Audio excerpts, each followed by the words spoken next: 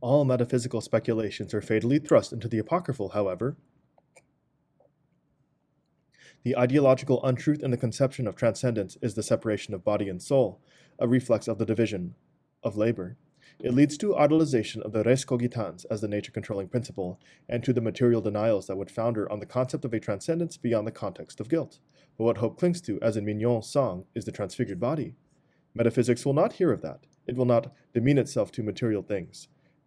And this is why it passes the line to an inferior faith in spirits.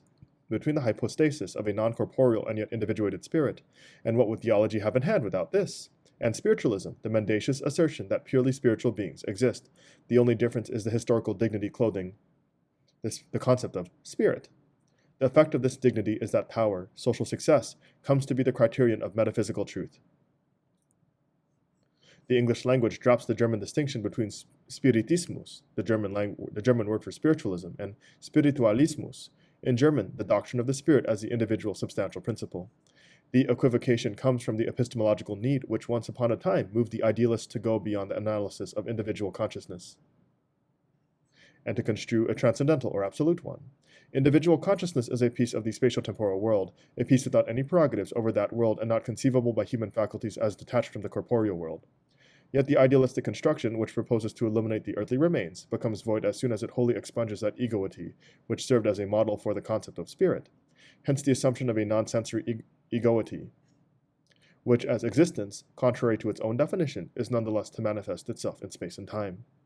According to the present state of cosmology, heaven and hell as entities in space are simple archaicisms. This would relegate immortality to one of spirits, lending it a spectral and unreal character that mocks its own concept. Christian dogmatics, in which the souls were conceived as awakening simultaneously with the resurrection of the flesh, was metaphysically more consistent, more enlightened, if you will, than speculative metaphysics, just as hope means a physical resurrection and feels defrauded of the best part by its spiritualization. With that, however, the impositions of metaphysical speculation wax intolerably. Cognition weighs heavily in the scale of absolute mortality, something speculation cannot bear, something that makes it a matter of absolute indifference to itself. The idea of truth is supreme among the metaphysical ideas, and this is where it takes us. It is why one who believes in God cannot believe in God, why the possibility represented by the divine name is maintained, rather, by him who does not believe. Once upon a time, the image ban extended to pronouncing the name. Now the ban itself has, in that form, come to evoke suspicions of superstition. The ban has been exacerbated. The mere thought of hope is a transgression against it, an act of working against it. Thus deeply embedded is the history of metaphysical truth, of the truth that vainly denies history, which is progressive demythologization.